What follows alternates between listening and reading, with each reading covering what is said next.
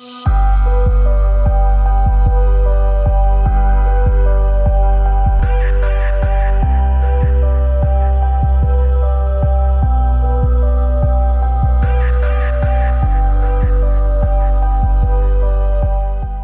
I listened to the conversations, I began to sort them in my notepad into ideas about three things: what we should try to do, how we should try to do it, and then how we be, how we are, which has emerged as a very, very strong theme in the conversations I've been party to.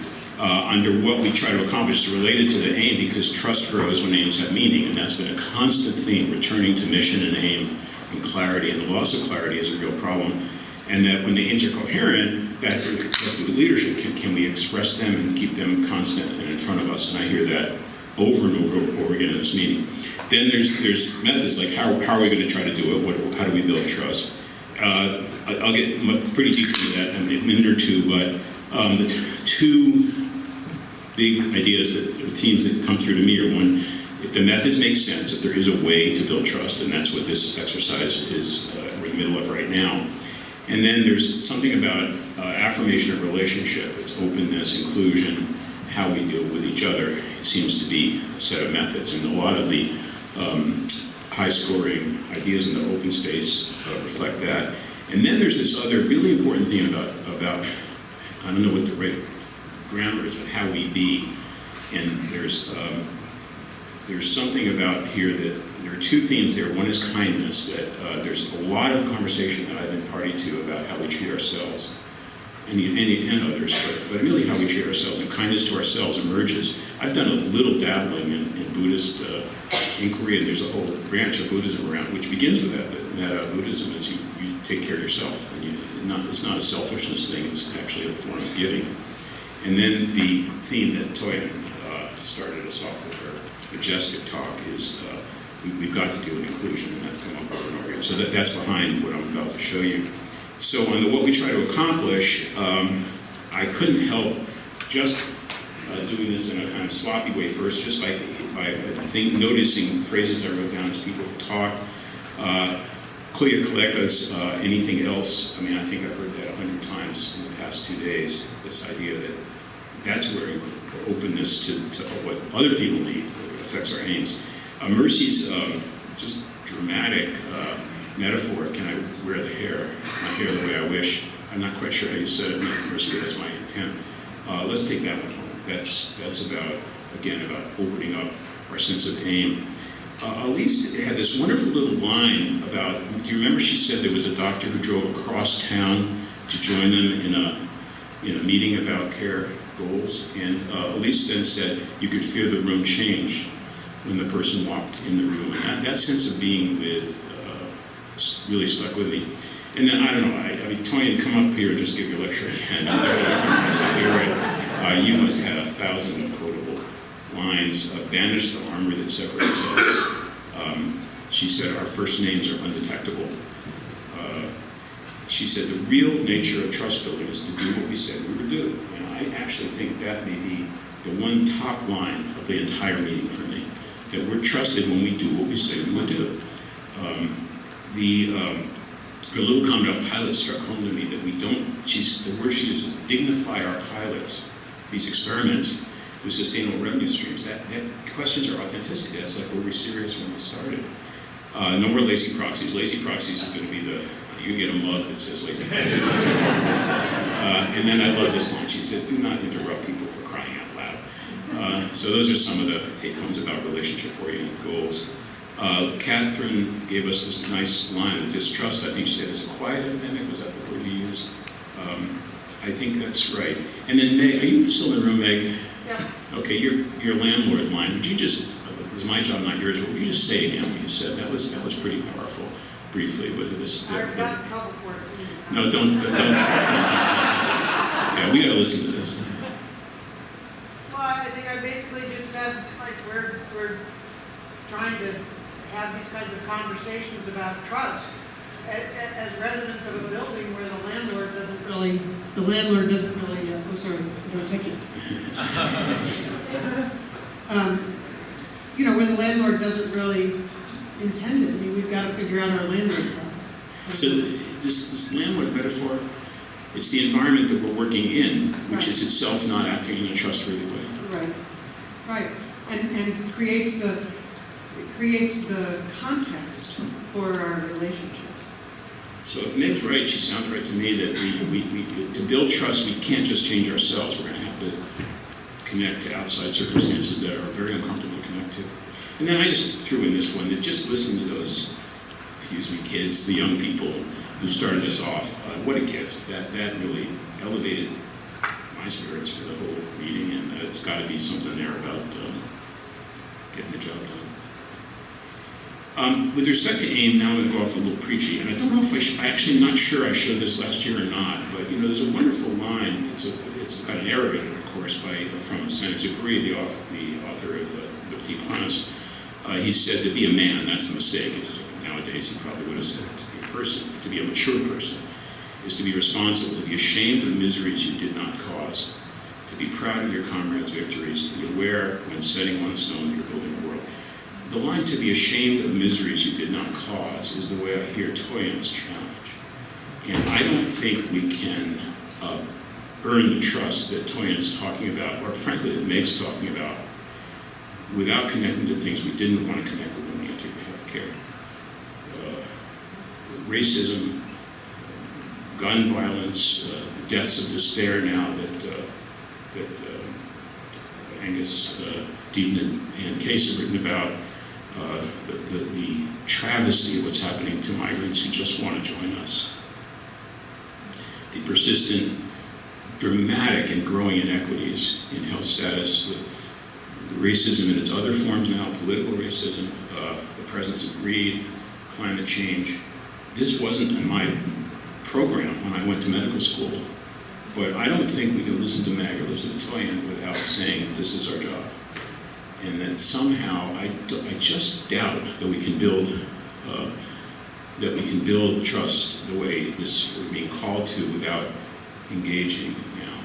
Maybe I'm wrong about that. Maybe there's a way to just clean our own house, but I can't have heard Toyin yesterday morning and say, let's just clean our own house. That's not going to do it. Racism, health inequalities, xenophobia, and the cruelty that's coming from that, the sense of exclusion that we seem to now tolerate, systemic violence, poverty and its consequences, income inequality, which is growing and severe, greed everywhere, and climate change. I guess I'm posing that this fits in our aims. Maybe we'll talk more about that. So the trustworthy building idea is silence is not an option with respect to the challenges Toyin called us to yesterday. So how do we accomplish this? How do we build trust? Again, we're going to turn internally this for a while to get it straight. There's one powerful framework that I was privileged to hear in the breakout with Kyle. You heard again a little bit this morning. Kyle is working with LGBTQ innovations in his local area. He says, don't leave good experience to chance. We will stage this. That's the owning of responsibility that builds trust. And then his method, by the way, which I just think is a little bit of a gift, is he said there's 4 steps. Commit to seeing, because of the practice of noticing. Commit to fixing, even though we don't know how yet. Start where you start. Use the power of small steps. And then use storytelling. And you heard him say again, if you want to understand a culture, listen to the stories. If you want to change a culture, change the stories. And I think that change the stories idea is a really cool way to think about what's going on in open space, which are only partway through. And I think the promise here is enormous. If you follow the open space stuff this morning, this is some examples of changing the story that I think are wonderful. And it's just, that's all I had space for on the slide. Not that I haven't covered everything. Lolita, do you go by Lolita or Maria? It says both in the... Lolita's my nickname. It's a nickname for Maria Dolores, but okay. I go by Lolita. I'll answer to anything. You got to visit Lolita's presentation. She's got this very cool little gizmo for helping the patient and the clinician jointly view the EHR, so they're both in front of the EHR together. I couldn't imagine that trust wouldn't grow with that mechanism. The walk in my shoes thing that I think Sharon, is that your thing? I can't remember. Yeah. I think this is extremely powerful. If we could actually get people to switch places and make that a standard practice, everything would change. Steve Swinson's leadership work and his leader index has now captivated us all. We could use it. That's not just an idea that's published. You could actually change it. That could become a management tool in every single organization any of us are affiliated with. There's a lot of action possibilities there. Peter Lee and Beth Lynn's breakout and the stuff that built up to that around, I just call it a new encounter script. It means a new way to think about the way we have to talk to each other. I think we heard that when the students spoke about anything else. That's a piece of that. So as opposed to as it calls, so is changing what we hold students accountable for as they learn. It's changing the balance of power as an explicit idea in the conversation. And it's got to be not just in training, it's got to project into the clinical setting. So we're going to see a lot come out of that group. I'm very excited about it. I don't know who was saying the EMR is our greatest enemy. I'm going to come back to that again. But the EMR is ours. And if it isn't doing the work, we could mobilize to cause it to change. We're being very, very passive with respect to a rather destructive technological series of errors that are being made. That's fixable. It's only be fixable if the customer speaks. And I don't know where we are. We sure are admiring the problem. I think maybe out of this could come a demand that says that vendors, you can't do this anymore. You can't do it. And I think maybe there's enough heft there. Kim Pittenger's been trying to get to pay attention to method. I'm very sympathetic with that. So we have to adopt some methods. And then I love Melinda Ashton's stuff on stopping stupid stuff. Yes, and we could do that. I think I could imagine a national mobilization on stopping it. I tell you want to raise morale in the workforce, try it. A lot of this doing has to do with moving what I just become obsessive with this idea of you've got to move out of transactional thinking to relationship thinking. That just makes so much sense to me. And so the words you've used in the past day and a half have been gratitude, humility, method, which is a method for inclusion. Big mistake in the design of this program so far is not enough patience. And we're hearing it, and I think we just got to get more patients in the room, here and everywhere. Our behaviors will change if that happens. There's over and over we're saying about making ourselves vulnerable. There's an ambivalence about this idea of tracking and measuring trust. I'm very ambivalent about it, and I'll go back to that, but I guess we need to figure out some way to make it more explicit. Caring for ourselves, as I said earlier, and avoiding being cruel to ourselves. And I'm going to come back to that in one more minute. And that has to do then with how we are. And this has been like very big stuff here at this meeting about the feelings of being in the world. A lot of it cycles around measurement, which I think is a form of cruelty. And the way we're using measurement today is abusive. And it needs to stop, or we can't get to trust. The measurements evince lack of confidence and trust in the first place that we're using them. It won't work. I think the stupid stuff matters, because when you force a workforce to do stuff they know is stupid, it's hurting them. And so I think there's a relationship here between our commitments to trustworthiness and what we do.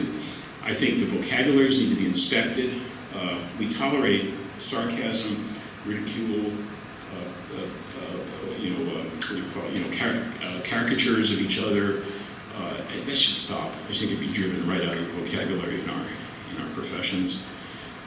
Cynicism itself hurts. I feel rather cynical right now because I read the morning paper, but it's not really compatible with being gentle with ourselves. I don't think competition is going to help us, and I know that's a political statement, and probably half you disagree with me, but I think it's the wrong way for this industry to go. Exclusion, obviously, of any type, and we've heard that from the students. Mercy's comment about her hair, for Pete's sake, let's take that seriously. Ring fencing is my term for husbanding resources at a time when the proper thing to do is to share them. And it's a natural human reaction, but I think there's something around the sharing, not economy, the sharing and a bias that is going to be important. And then back to the EMR, it's our greatest enemy. Again, I want to maybe preach a little bit of this. If it is, and that's what I hear when I'm out and about, let's change it. Let's stop complaining about it, admiring it, and let's mobilize whatever the economic, political, or sociological forces are needed to finally make the computer work for us instead of the other way around. I want to almost close on the measurement test. I'm very ambivalent about this one, but I have become ambivalent about measurement itself, even though I was one of the promulgators of it in my career. I've certainly put in more measures than any of you have. The ambivalence is this: it's absolutely not the case that if you can't measure it, you can't manage it. That's actually just a dumb comment. If all you have to do is think about all the good things in the world that happen without measurement at all, like your marriage. But I assume. But it obviously is the case that if we're going to make things better, we kind of have to observe how it's going. And finding the right place on that tension is really important. And right now, I'm very sure we have it very wrong, and I'm trying to find a way that we should start again. I actually had breakfast this morning with Bernie Rosoff, and maybe there is a way to start again, but we can't keep doing it the way we're doing it. It's too cruel. So, two-line summary: silence is not an option. Listen to Toya, and we have to get going and earn trust by working on the right stuff, and maybe begin by looking at the ways we hurt ourselves and others by mistake, and maybe if we do that, we'll have more capacity to address the miseries we did not cause. Thank you. Have a nice afternoon.